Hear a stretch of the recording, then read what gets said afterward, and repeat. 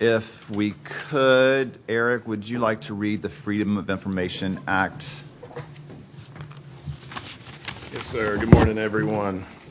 In compliance with the Freedom of Information Act, notice of meetings and agendas were posted and furnished to all news media and persons requesting notification. Okay, fantastic. Can we get an approval for the meeting notes from February 14th? I would, Yes. just one correction. Okay. It's on, huh? It's showing that Andrew Todd Burke was present and absent. Is that noted? He was absent. Was he absent? Yeah. Okay. Let's see. Okay, can we have a motion for approval? So moved. And a second? Second. All in favor, please say aye. Aye.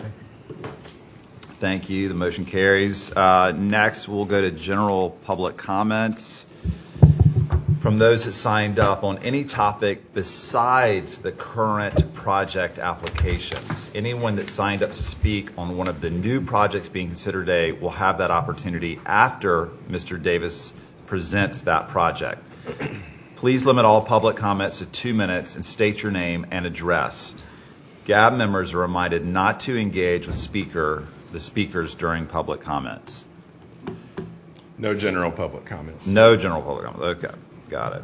All right, moving on to the fiscal year 24 winter Greenbelt project applications. All right. Thank you, Mr. Chairman. We had 5 applications this cycle, 2 being in the rural area outside of the urban growth boundary and 3 within the urban growth boundary. No conservation easements, all fee simple again this cycle. And you can see the breakdown there in projects. We've got the 2 rural projects, Betsy Carrison Nature Trail Phase 4 from the Kiowa Conservancy, the Harrell Family Park project from the town of Meggett, and then in the urban area, Lincolnville Cultural Heritage Welcome Center from the town of Lincolnville, and then 2 Mount Pleasant Way projects, Long Point Trail, 526 to Whipple Road and Rifle Range on Benning Road to Bragg Drive. That's the distribution of the potential projects around the county. Urban growth boundary shown in that dotted line. So we've got Betsy Carrison out here on Johns Island, Harrell Family Project up in Meggett, Lincolnville, and then the 2 Mount Pleasant Way projects. I will run through the totals for the 5 projects as far as the financial requests go. Total requested from the 2 rural projects is just over $5.8 million. Balance of projects were approved is $13.3 million, with plenty in the lifetime allocation. The town of Lincolnville request for $126 and change is a forward spending request of $25,839 in forward spending, as its current available allocation is $100,408. If it is approved, they would go into the negative, and it would take them about 2 years with revenues going in each year to come out of that negative zone. Just a reminder, FY25 allocations will become available July 1st, which will be added to the balance if projects are approved.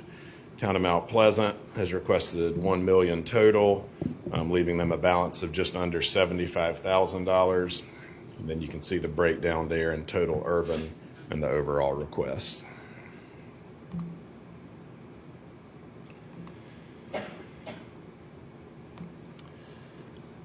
All right, our first project for your consideration today is the Mount Pleasant Way Long Point Trail, I-526 to Whipple Road. Again, that's from the town of Mount Pleasant. It's one of 2 of their projects. It's part of the 20 miles of interconnected primary multi-use path for their system. You can see the location here, just off 526 on Long Point. And as shown in the zoomed in version, it is intended to be on the south side of Long Point Road, primarily in front of Bell Hall Shopping Center and Seacoast Church. This is, again, these corridor projects are the spokes in our hubs and spokes model of Greenbelt system. So this one connects to schools, commercial areas, religious institutions, and recreation facilities. They are requesting, again, $155,500. If approved, it would result in 4,400 linear feet of multi-use path. It's a fee simple corridor urban project. This one is similar to the Kenny Mile segment that you'll recall from a couple cycles back. That photo shows the area. It would be in an existing utility easement for the most part. They have received a large match for this already from USDOT, and it's a grant for design and planned improvements. They did receive 23 letters in support of the project. They also conducted a survey. Out of 131 responses, 91 support, 6 opposed, and 3 were undecided. The subcommittee did recommend approval of $250,000 in rural town of Mount Pleasant fund. I'm sorry, that should be urban town of Mount Pleasant funds. And happy to answer any questions you may have. Then we'll do public comments. Do we have any public comments on this project? No? None. Okay. So then, I guess any questions for Eric specifically on this? Or any motions? Move to approve. We have a motion to approve. Second? Second. Any discussion? All in favor, please say aye. Aye. All opposed? Great, the motion carries. Next project. Next project for your consideration is the second Mount Pleasant Way project, Rifle Range Trail, from Venning Road to Bragg Drive. Shown here, it crosses the Isle of Palms connector. This is the zoomed in version. At least the current intent is for it to be located on the southeast side of Rifle Range, primarily due to an existing sidewalk being there and the cost if it were located on the opposite side, which is directly related to drainage improvements that would be required on the opposite side of Rifle Range.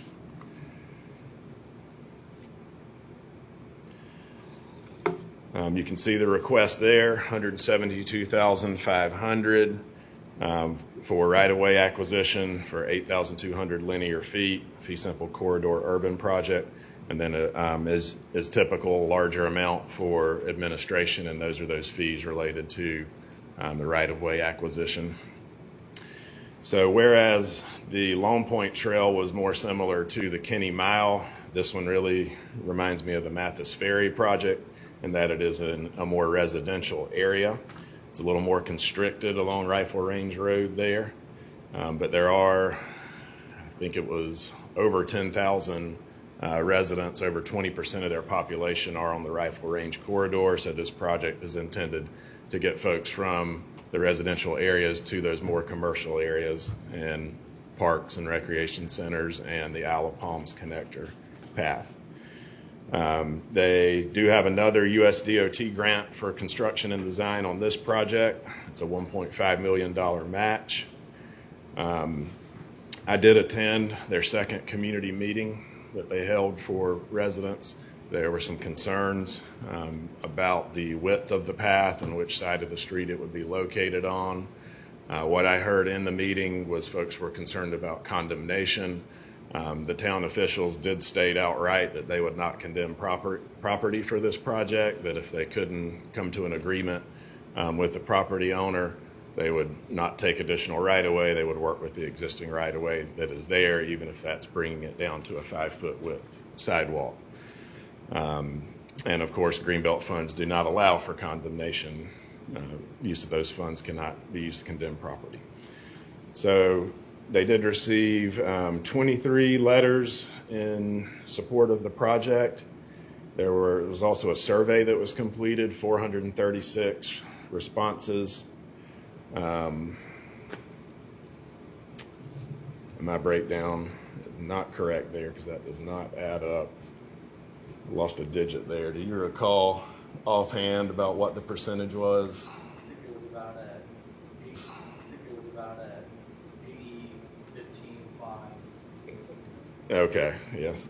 I missed a digit there, so I think it was 385 in support, if I'm doing my math correctly. But there was about an 80% in support of the project from that survey. So the subcommittee did recommend approval of $750,000 in Town of Mount Pleasant urban funds. And we do have one person signed up for public comment on this project. Ms. Hannibal? Ms. Hannibal? You don't want to comment? No, ma'am? Okay. All right, so no public comments on the project. Happy to answer any questions you may have. Explain why the staff score is so low. On this, all of the corridor projects do score lower. So you should have some scoring scales up there, so you can look and see where they fall on that scale. So we only compare corridor projects to other corridor projects. So a low score for a corridor project might not actually be a low score, yeah. But when compared to a conservation easement or a fee simple acquisition project, it does look that way. I got one more. Taylor, go ahead. So you said the southeast side, so if I'm driving from Venning Road towards the connector, it's going to be on the right-hand side? Yes. Okay. Of the 30 or Yep. so folks who were not in, Opposite side. So it's going to be, let me go back to the map. Yeah, it's on the existing sidewalk side. So if you see the laser pointer there, Yeah. it's going to be on this side. Right-hand side. Yeah. No. Yes. On the left-hand side, as you're coming from Vinning to Isle of Moss. Well, I'm just showing it's on this side where the laser pointer is, right here, the southeast side of the road. No? It's on the existing sidewalk is on the northeast side, on the residential side of the roadway. So the left-hand side. The left hand from Vinning to Isle of Moss. Okay. Can you see the laser pointer up there? I did before. maybe let's look at the picture of the neighborhood and which way are we oriented on that picture? That is looking from Isle of Palms towards the Vinning roundabout. So it will be on the right side, you're heading from Isle of Palms to Vinning. The existing sidewalk side, the existing overhead power line utilities. Right, that's what I thought. Okay.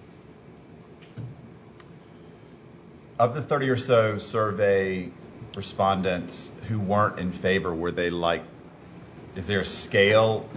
Is they neutral or vehemently opposed or what? Is there any comment on that? I would see, James, you want to get up and answer that? Good morning. James Aton, Town of Mount Pleasant, Deputy Director for Capital Projects and Transportation. Of the respondents that we did receive that were not in support of this, there was obviously comments usually attached to those results, which varied from person to person. Some didn't think the project was needed at all, just repair of the existing 5-foot sidewalk. Some were opposed for issues mentioned earlier by Eric as far as right-of-way needs and potential condemnation, which again is not something the town intends to pursue and obviously cannot use Greenbelt funds for. But those were generally the overview of repair the existing facilities, no need to widen the sidewalk. Look at the other side of the roadway, which as mentioned we did. From a cost estimating standpoint, it was considerably more than utilizing the existing sidewalk section, again, on the northwest side or the left as you're heading from Vinning to Isle of Palms. Sorry about that. I was thinking of the Long Point Road project. All right, that's great. Thank you. Any idea of the sort of the percentage of people along the way that might not oppose this and you would consider condemnation, but you won't, but to what extent could this be held up? How much area would be affected or what percentage would be affected from your preliminary observations? Yes, sir. So at this time, we don't know specifically from property owner to property owner. There's 55 properties along this proposed section. And similar to how we've dealt with the previously approved Greenbelt Fund for Mathis Ferry, when we get into the design phase, which will begin here within the next 6 months or so, again, with those grant funds from USDOT, we will work to establish a survey which will give us hard data on the right-of-way needs, and then we'll engage with individual property owners. And as I stated, similar to Mathis Ferry, we had a lot of those same concerns initially. Of course, these applications are on the conservative side without having that survey data. It's this chicken and egg issue that we've come to address and pursue in this manner, because if we come to the community for a meeting and we have survey and we have 30% designs, then it comes out as if the town already has a plan and we're not seeking input, and that's obviously not the case. And so when we work through the design process is when we will engage with individual property owners, establish whether or not they are amenable to a recreational easement or right-of-way purchase. Both accomplish the same goals as far as the path is concerned. And then if not, then work to redesign the path within that existing right-of-way. I then suppose, I mean, really, this is an estimate in terms of the completion cost. It could be, I don't know, substantially more or perhaps substantially less. More than likely substantially less. The way that we approach these is an assumption, a conservative estimate of need, which has historically been higher than what we've seen when we've actually gotten into the design process. Anyone have a motion or additional questions? Move to approve. We have a motion to approve. Second. We have a second. Any further discussion? All in favor, please say aye. Aye. All opposed? Motion carries. Thank you. Thank you. Next project for your consideration is the town of Lincolnville Cultural Heritage Welcome Center. That location is, this is the kind of the thumb that sticks out in northwestern Charleston County, and Lincolnville is right there. This is the lot. Their existing Greenbelt lots that they purchased a few years ago were these two down on this end. Lincolnville was one of the first settlement communities to incorporate after the Civil War, and they are planning with the National Park Service a Lincolnville Historical Recreation Park.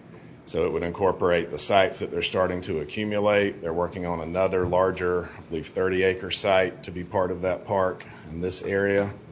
But the area shaded in green would kind of be their jumping off point, their welcome center, their trailhead for this recreation park.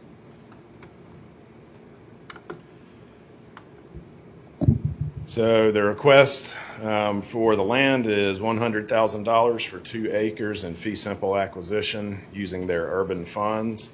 They've also requested $6,000 in admin fees and a little over $20,000 in minor improvements.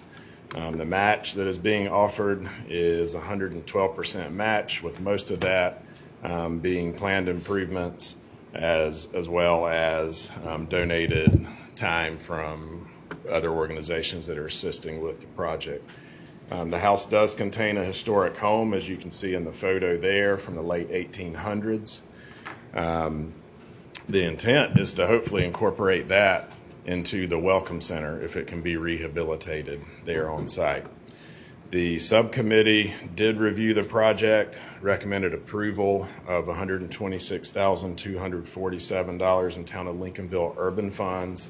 And as I mentioned, that does require a little bit of forward spending that would take a couple years to replenish and bring them back to the positive side. And we did receive 4 letters in support of the project.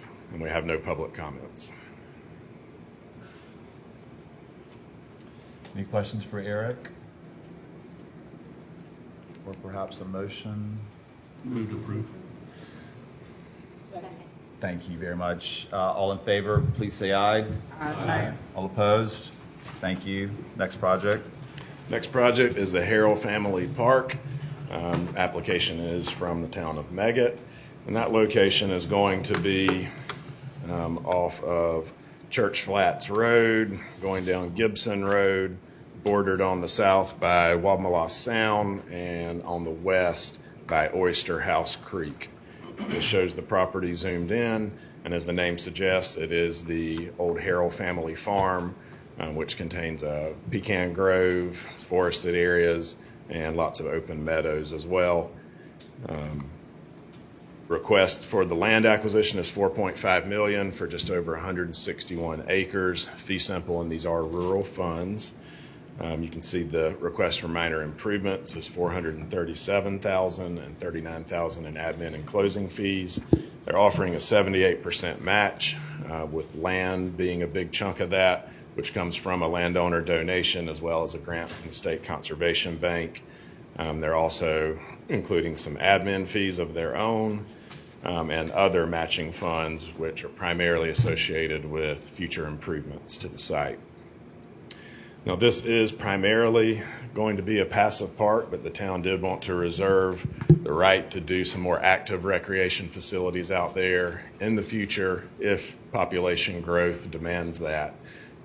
Things like pickleball courts and maybe ball fields. It's primarily a passive park, but they do want to reserve that right. It has a lot of greenway and blueway connectivity. There's other water access sites in the area, and there will be canoe and kayak launches at this site. If it were not protected, it would likely result in 30 to 50 homes and about 20 docks.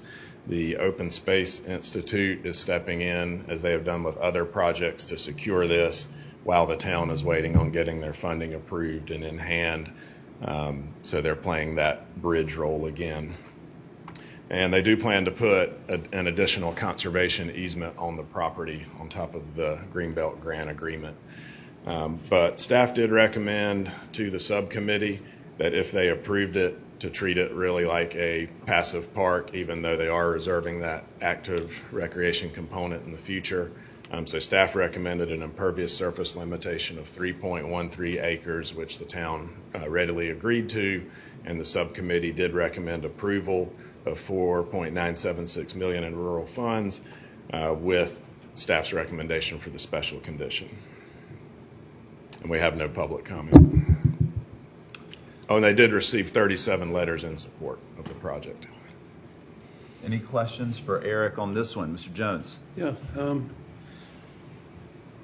Rural funds, this is a fee simple project. I mean, I'm not opposed to it. I just have some questions. I'm not suspicious or anything, but most of our it's easements that we usually finance in relation to rural properties. So this is unusual in its fee simple, in considering its size. That's a question. I would have to go back and look at the breakdown between those, but I can tell you, at least in the last 2.5 years since I've been here, all of our rural projects have been fee simple. Okay, well, fair enough. The next question, and again, I suppose I feel I have to ask the question, and I hope it's there was a reasonable answer. It seems a very high price per acre. I mean, I guess it's in a critical position in the town, and therefore probably justifies a higher price. But I look at rural property, perhaps in other parts of South Carolina, and it's well and truly below this price. Yeah. Do you feel comfortable with the assessment? Is there any check ever made of an assessment of such magnitude? We did review the appraisal and didn't see any issues with it. And the reason why is because this property could accommodate as many homes as it could with 30 deep water docks. I know this is in the rural area, but I think anyone in the Meggett, Hollywood, Ravenel area would tell you that it's not looking that way anymore with all the development pressures that are spilling over into that area. So just based on the demand and the water access, I feel like the appraisal is accurate. Okay, thanks. Any other questions, comments, or perhaps a motion? So moved. I mean, yes, so moved. We have a motion for approval. Second. Any further discussion? All in favor, please say aye. Aye. All opposed? Thank you. The motion carries. Next. Last project for your consideration is another Betsy Carrison Nature Trail project. This is phase 4. It's from the Kiowa Island Natural Habitat Conservancy, located right on the urban growth boundary down here on Johns Island, in between Betsy Carrison and Bohicket Creek. This is the site in green, and you'll probably recognize the one just below it there, that parcel, and the one above it. Those were previously funded for acquisition by Greenbelt over the last couple of cycles. So the request for the land acquisition is $825,000 for 8.6 acres, fee simple, in the rural area, as well as some requests for minor improvements, boardwalks and trails, and access. The primary purpose, again, for this project is habitat preservation and restoration. They'll be doing a lot of that, but they do want to offer the public basic access via a trail system and a boardwalk out to one of those marsh hummock islands. There is a residence on the property, and the homeowner, if this is approved, would have 1 year to vacate the premises. He's currently building a home over on Wabmala Island. So once that happens, then it's going to be a few years before this would actually open to the public. The house value is covered by other funds. It's not requested in Greenbelt funds because we will not cover that.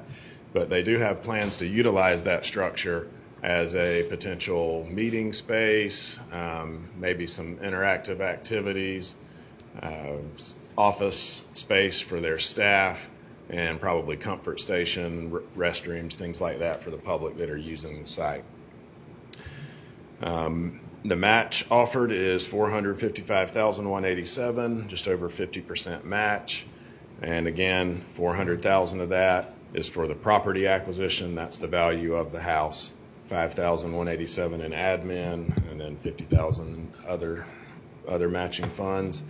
The Kiowa Conservancy received 3 support letters for the project. They also conducted a survey, and I think it was 388 in favor and 6 opposed on that survey. Subcommittee did recommend approval of $861,200 in rural funds for the project, and we have no public comments for this one either. Any questions or thoughts for Eric on this one? Or perhaps a motion? To approve. We have a motion for approval. Second, thank you very much. Any additional discussion? All in favor, please say aye. Aye. All opposed? Thank you. The motion carries.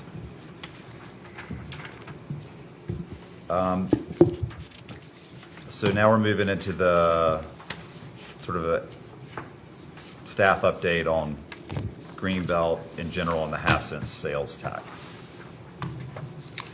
Thank you. This will be brief. As you all know, we did, along with Public Works and CARTA, hold 5 different public meetings throughout January and February to solicit feedback on a potential third half-penny sales tax, that would essentially replace the first one after it expires. So we got comments at the meetings as well as our online comment form, and we went in and tried to break those down between those that support a potential referendum, those that oppose, and then there were some that we just couldn't quite tell what they were telling us on those comments. So based on our analysis, 82% support the penny sales tax. Gotcha. And Greenbelt, and I'm sorry, just Greenbelts, not the overall penny sales tax. 12% opposed and 6% were not sure. So for that portion that supported, some of their comment themes were related to a larger portion should go to Greenbelt. That second one is similar to that. They do support it, but feel that the allocation should remain at 10%. The second sales tax was 10% of the overall funding. The potential third, at least what County Council has proposed so far, would have that drop to 8%, which is a smaller percentage, but a larger overall amount of funding. Support standalone Greenbelt funding, so they're saying they support it, but They would like to see it split and not tied to roads and CARTA. And then just general support for Greenbelt funding to combat rapid development throughout the county. Opposition comment themes. Folks wanted us to complete road improvements before spending money on Greenbelt. There are some that are just generally opposed to taxes and have distrust in government. And then we had several comments directly related to they want more water access and boat landings. Not sure why they don't support it then, because we can use Greenbelt funds for water access and boat landings. And some of the other comment themes, and these all bleed over from support, other to oppose, but again, should be separate from transportation, should not reduce the percentage of the allocation, finish at 526 first, and some thought that too much was allocated, giving County Council an update on these comments as well at next week's meeting.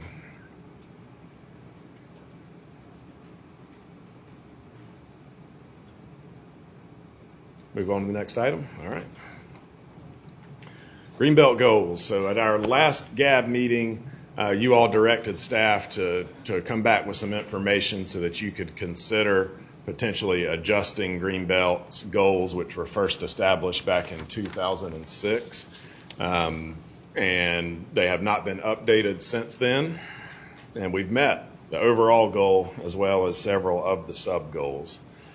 So what I wanted to do in this meeting is give you some background on how those goals were initially set, as well as provide some more information for you to consider as you're thinking about adjusting these goals. So back in 2006, when the consultant was developing the plan, they looked at several different peer counties around the region and the nation that kind of compared well with Charleston County, and some had specific goals to protect 20% or 30% or 40% of their overall land mass. And ultimately, Charleston County decided that our overall goal would be to protect 30%. And that means that out of 669,000 acres, that 200,000 acres would need to be protected. They did an inventory as part of that first plan development of all protected green space throughout the county, not just those that would have Greenbelt funds in them, and said that there was a little over 160,000 acres of green space, so that we needed to protect 40,000 acres, protect a minimum of 40,000 acres as the overall goal. They stated that this was designed to meet the needs as they projected them in 25 years, which would have been 2031. And the reason they set it for 25 years is because that's the term of the first half-penny sales tax, was 25 years. And then we met the overall goal shortly after 2017.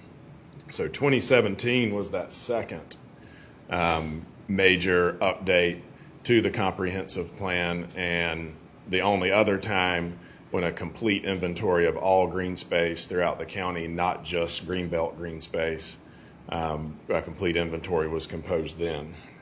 So shortly after 2017, we only had a few thousand acres to meet that 40,000 acre mark, and Greenbelt did that all on its own, just with its acreage. So now we'll get in a little bit to the sub goals. So you have that overall 30% of land, 40,000 acre goal. And then there were 6 separate sub goals that were established by the consultant. And the first, the rural, it just noted that that was a minimum target. So we haven't exceeded it yet, but if we did, it's still just a minimum target.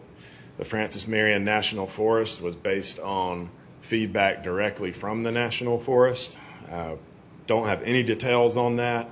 The person that was here at that time is no longer with the National Forest, so I really have no background on how their acreage number of 10,275 acres was developed. And then wetlands was another sub-goal, and it primarily was related to urban and rural infill. So we track wetland acres in the urban and rural area. And on the subsequent slide, I'll show you why that kind of skews the data for the urban and rural areas.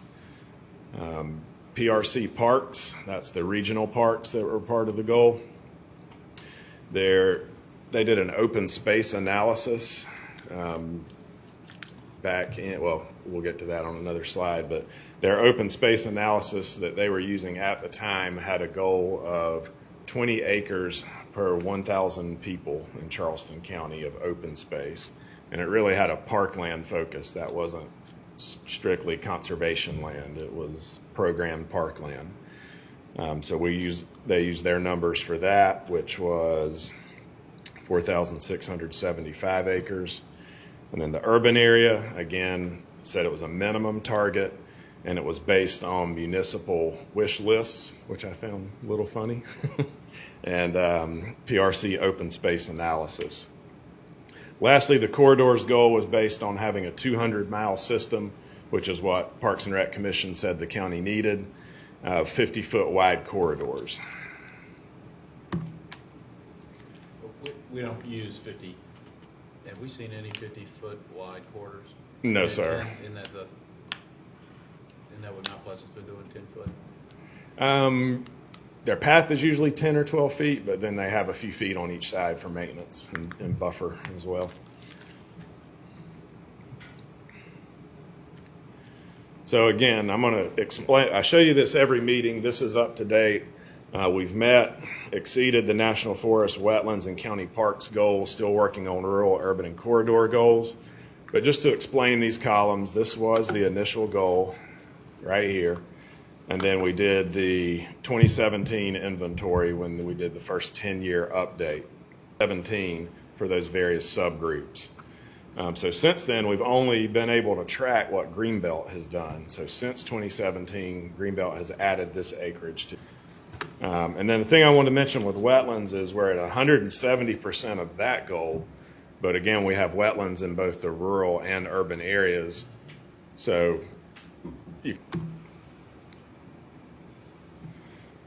so just some observations that staff had as you're thinking about these goals. Population projections, if they had them, they didn't provide any of that on what they thought the population around 326,000. And that's when they said we needed 200,000 acres protected to meet county resident needs. That breaks down to about 655,000 acres, or around 38% of the county land mass protected. Then you can keep going out to 20 county land mass. Current green space by others since 2017 is unknown because we haven't done one of those comprehensive inventories. It's something that we certainly could do. It might have to involve hiring a consultant to help us with that again.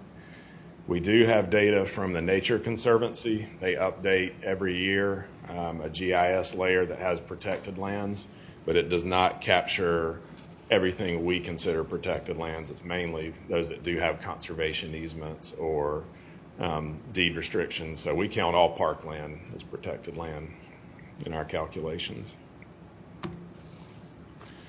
Before you move, sure. Next slide. Hypothetically speaking, could we as a board recommend that increase in percentage, or did that come from council to us? Did the board, the original GAB board, suggest that 30%? It did. So we could, as a board, suggest we go to 35 or 38 based on this. That's correct. Awesome. You can recommend that. Of course, council makes the decision. Right. Yeah. Okay. Got it. Yeah. It's even out there. That's what. Yeah, I can. We'll get into a little bit of that when we talk about the National Forest goal. Just got a few more slides here on this.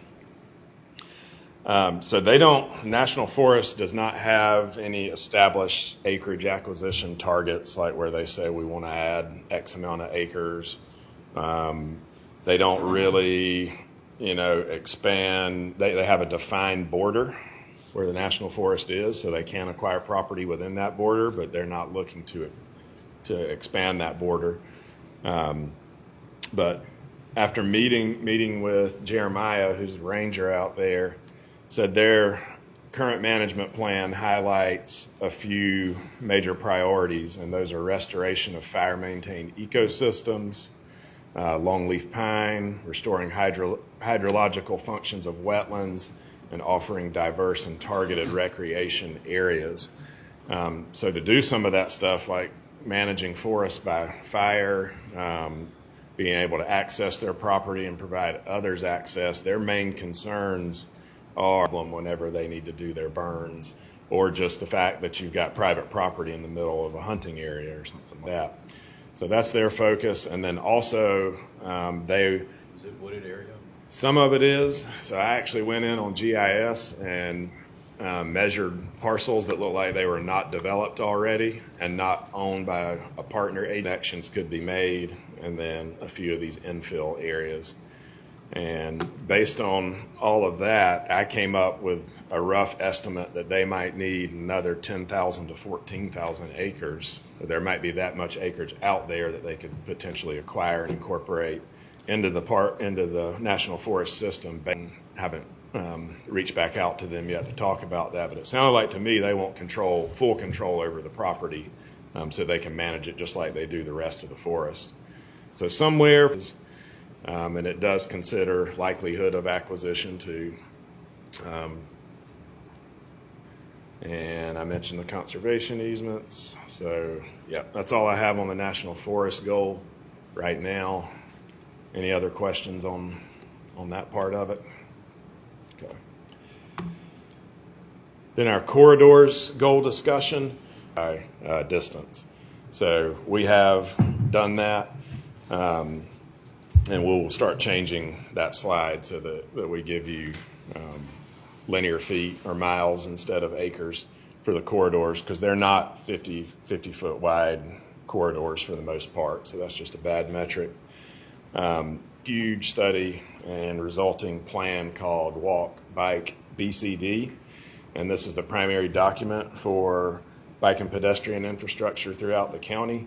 I asked the COG if they could take that data and then estimate what they've added since 3 miles existing with another 353 miles proposed in the plan.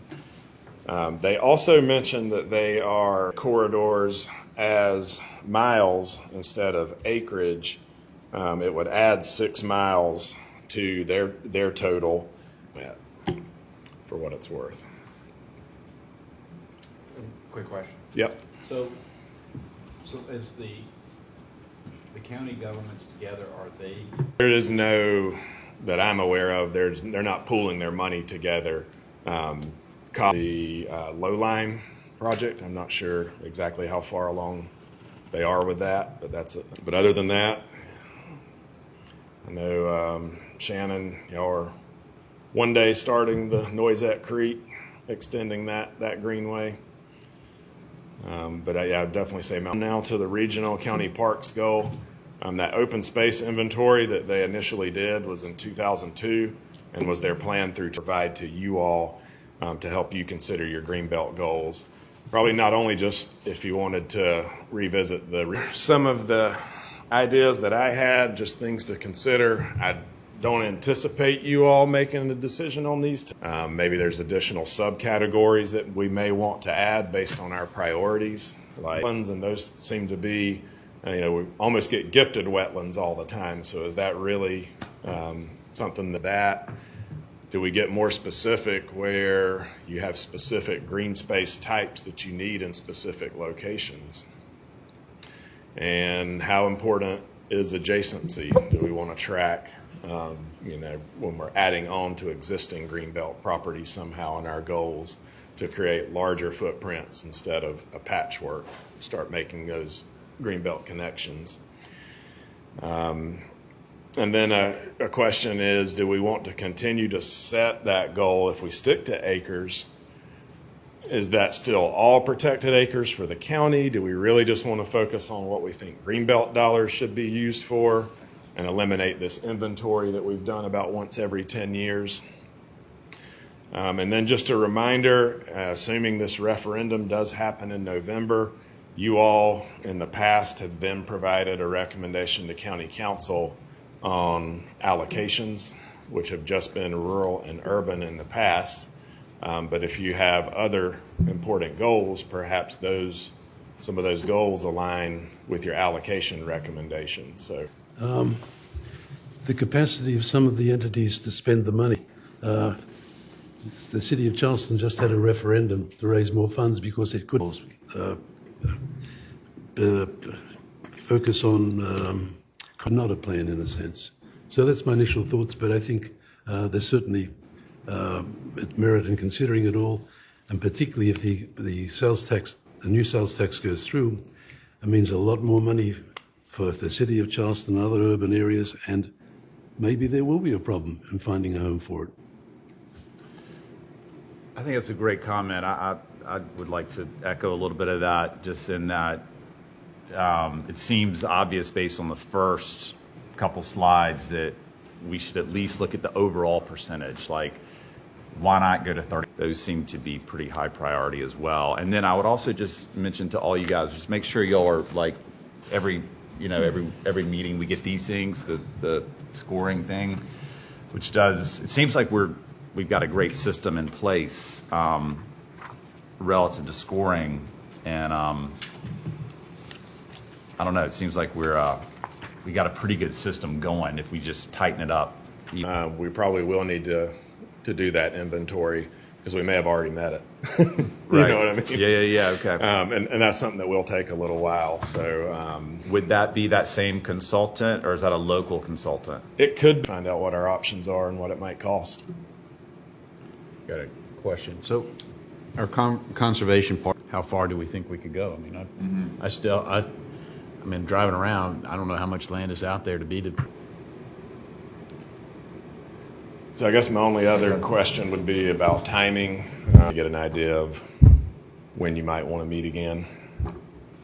Well, could we ask for a staff guess or staff hypothesis of protected land? And all their data and then compiling it all together. Because it's not just the land trusts that hold conservation easements, it's going to be every. But that would be helpful for Charleston County, kind of looking at what, because we got a lot of different input from a lot of different entities. And Take a look and then bring back a recommendation. What do you think about that? Subcommittee, take a crack at it first? Yeah, I think a smaller working group might be helpful. Might be easier, to get 6 people in a meeting than a quorum for the 14-member body. And as a reminder, the next funding cycle starts in June, is that right? Next funding cycle is June, opens in early June and closes in late July. And when would the earliest subcommittee meeting be? That meeting would be in October, The earliest? yes. Okay. Or at least to consider the projects. I'm sorry, September? September or October? And it doesn't have to be the same if there's folks who are interested. September. Separate. Yeah. September subcommittee meeting and then full gab in October. Huh, okay. Well, I guess that would be the question for the group. Do y'all want to have a separate meeting on this, or would you like the subcommittee to take a crack at it in September? The subcommittee, existing subcommittee? Have a meeting in September already. Or we could have a separate GAB meeting for this sometime You're going to have a separate GAP meeting sometime on it, of course. closer to November for sure. You'd be meeting, GAB would be meeting in October anyway for summer project review. I doubt that this will be solved in one meeting. Right, And okay. I might add that the most important issue isn't addressed. The most important issue for council would be the split between rural and suburban or urban. It was the last time. 50-50, we used to be 70-30, if you recall, now 50-50. Heavens knows what will be in Yeah. the next one. And in the past, that discussion's happened after the vote. Okay. Yeah. Okay, well, so there's nothing else scheduled for the summer until September? We can certainly schedule a meeting anytime. But that's our standard project review dates. Yeah. And, as things arise, we schedule meetings all the time for conversion requests or grant agreement amendments, those types of things. How about if anyone is interested in digging a little deeper into this, reach out to me directly. And as we get some more information, I'll start sending that out. And perhaps it's not even a meeting. Maybe it's a smaller group that's not a quorum, and it could be more of a workshop. It's not an official public meeting. But we're still waiting on a good bit of information anyway. So That sounds good. does that work? Yeah, that works If you great. have interest in participating, reviewing documents on your own that we send you, and then getting together for a workshop. That sounds good. Okay. All right, is that acceptable to everybody? Yeah? Okay. All right, well, any other business for today, Eric? No, sir. Anybody else have any comments or questions? Okay, with that, we are adjourned. Thank you very much. It's fine. I mean, it's crazy. There we go.